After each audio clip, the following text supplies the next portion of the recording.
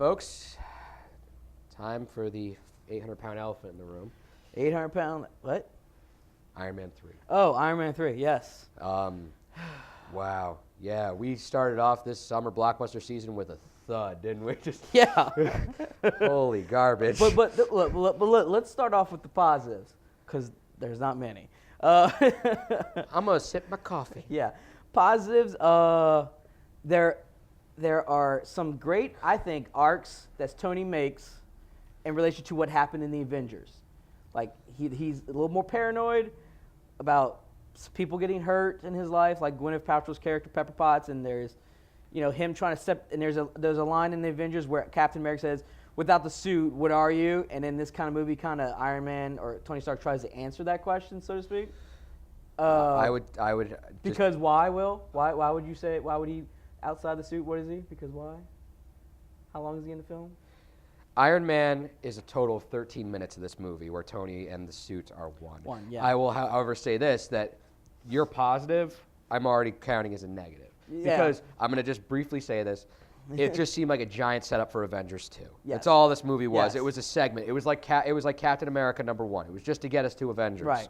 This was just to get us to Avengers 2.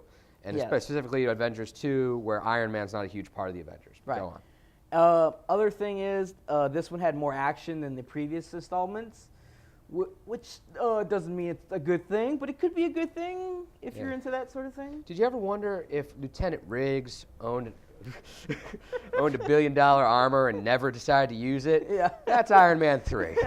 Look, I'm using a nail gun. You have repulsor blasts. Why are we using nail guns? All right, so clearly we're going to the negatives. Everything you've offered up is a positive. It's been Yeah. a negative. Well, to me, I was trying to find the silver lining, all right, in the whole film, all right?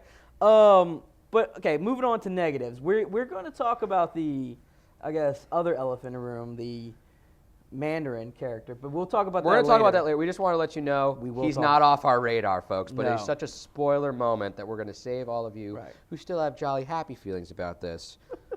You're going to get at least a few more days of that jolly happy feeling. Speaking of jolly happy, director Shane Black, can we ask the question, can you write a film that's good that doesn't take place around Christmas time? Just throwing that out there. Lethal Weapon. Lethal Weapon 4. Kiss Kiss Bang Bang. And now this. And which other I wouldn't movies put up, too. He's done other movies too. I was like, he's been on other movies. I was like, do you write without, I'm like, what? It has to be around Christmas time for us to care about people's lives? It's like, hey, everything's supposed to be jolly happy. Oh no, stuff's blowing up. Any day of the week stuff's blowing up. That's a bad day. I'm just throwing that down. But we have to phrase it, put it around Christmas because that's supposed to be a jolly time of the year. All right, we've mentioned too, Tony Stark is the focus of this movie, but he's turned into like a weird detective. Like where he's this genius billionaire, which is fine. He is essentially James Bond. Even at the end of the credits, if you stay for the entire thing, Tony Stark will return. Yeah. That's at the end of every James Bond. James Bond will return, especially man. when they're handing over the mantle, which it looks like is happening due to Robert Downey Jr. being like near 60 at this point. You still look good, dude. I'm not arguing. It's not somehow all that coke is, didn't ruin you. Yeah, seriously, preserved body. So yeah, very little of that, and he's walking around solving all this stuff that the entire government can't figure out when he has no access to this material. With the complete absence of S.H.I.E.L.D. in this movie. And then, okay, let's point out... Which explained with one throwaway line. Yeah. This is an American problem, not a international. Which is just absolute garbage, by the way. It's just like, it's like you couldn't even have Nick Fury show up after his house got blown up or something like that. He was in every other movie, but whatever. Yeah, now was the time it was too much. Yeah. Aside from that, the logic and loopholes in this movie just took me right out of the movie. There's a moment in the movie where his house is being destroyed. We saw it in the trailer. Right, yeah. It's And there's a crevice that is created going through his house. And at this point, he is stuck on one side, and he goes, I have to go around. Just get out of the house, Pepper, telling everyone else to get to safety. Very noble. He can't make this jump, whatever. Yeah. Later on in the movie, he's jumping 2 stories from bridge to bridge, without the suit. Yeah. And it's just like, I'm sorry, is this the same dude who almost died in his house because there was like a 2-foot gap? Yeah. And he's sliding down like the port of LA. I'm like, blowing up my mind here. Yeah. One thing I did call right, and I just want to say this before we move on to our quick synopsis and our Mandarin rant.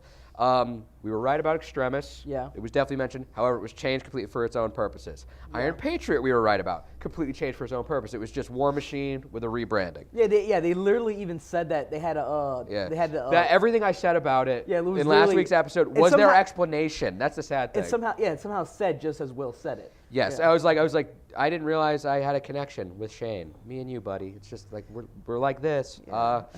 And the final thing that I just wanted for him. Do one of yours, because I've been dominating. Go ahead. Negative thing is the action at the end is Transformers-like. There's too much, like you see in the trailer, all the suits line up. There's too many suits, too much action. It reminds me of Transformers. And they're all remote controlled, by the way. Yeah. By Jarvis. So really, if anyone's the hero in this movie, it's Jarvis. Right. But anyway, you couldn't tell the action. It was like Transformers 1 where you couldn't tell what was going on. And my other big negative thing is that the pacing was awful. There's points in movies where you're watching and then it just stops almost, and you feel like this is one of those movies. This is one of those movies I can watch in 10 minutes. I can go back oh, here's the introduction. Oh, here's his house getting blown up. Here's the barrel of monkey scene. You'll understand that when you watch. And then here's the ending. Yeah. And that's it. I've talked myself down. I was DVD. I'm now saying wait for television. So he's waiting for television. I'm going to say because of all the logic errors and the fact that it's not it's pretty much Lethal Weapon meets Tony Stark. That's almost like a DVD movie. I mean, TV movie. Yeah, it was really like Steven Seagal could have been in this, but whatever. Oh gosh, just picturing him. Anyway, mine is DVD. Jarvis, I need you to bring up the. Yeah, mine is DVD. And if you can't wait for it to come out on DVD, I have an exception for you.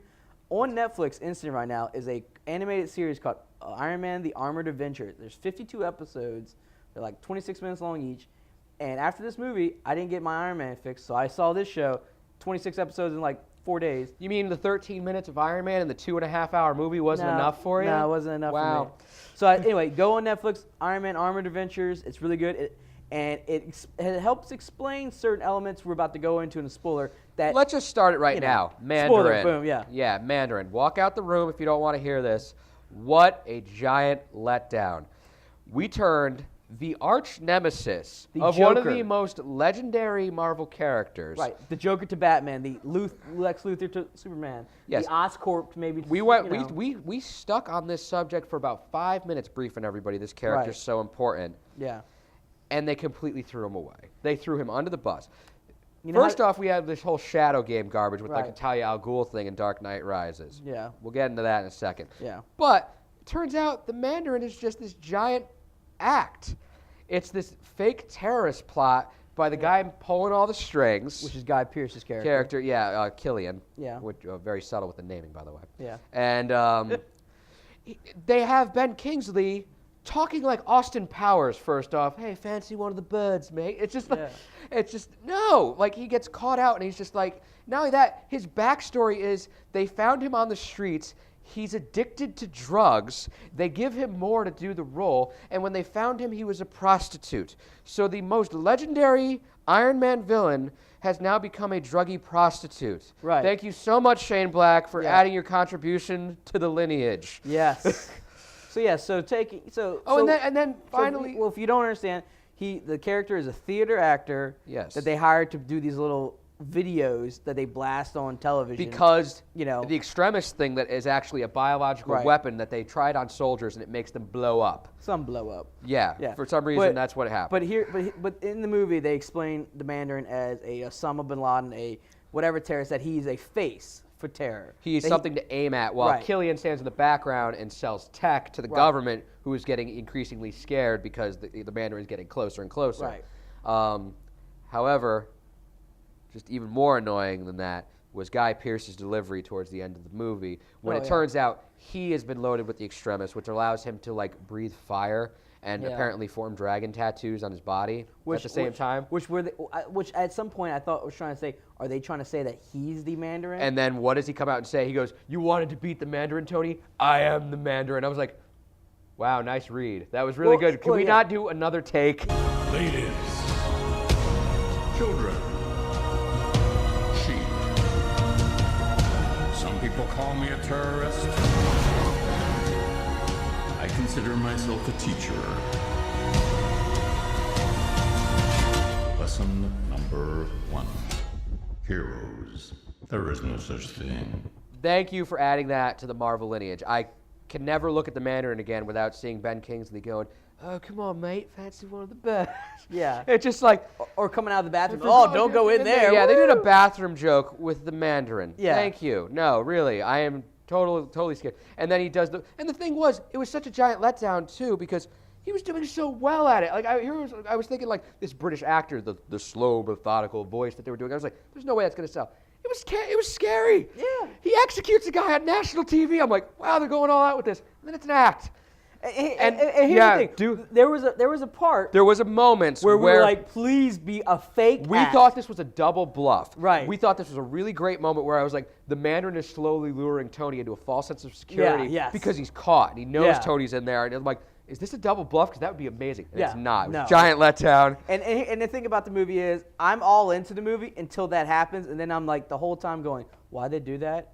No, maybe Ben Kingsley's playing the whole time. And if you basically right at that moment, I was taken out of the movie. And when you take someone out of the movie and they start thinking, there was only an hour left, though, to be honest. Yeah, but that's still a lot of time left. I'm messing. You know, but that's our rant about the Mandarin. It ruined it. Ben Kingsley, I don't know what photographs Disney has of you that they get you to keep doing these movies, but let us know. We'll help you out, man. Oh. I don't think they thought a lot about this movie, Carl. I think we've already given it too much thought. Yeah. I think more time went into our review than the script. Yeah. So anyway, spoilers done. Take it down. Anyway, be right back. Right back.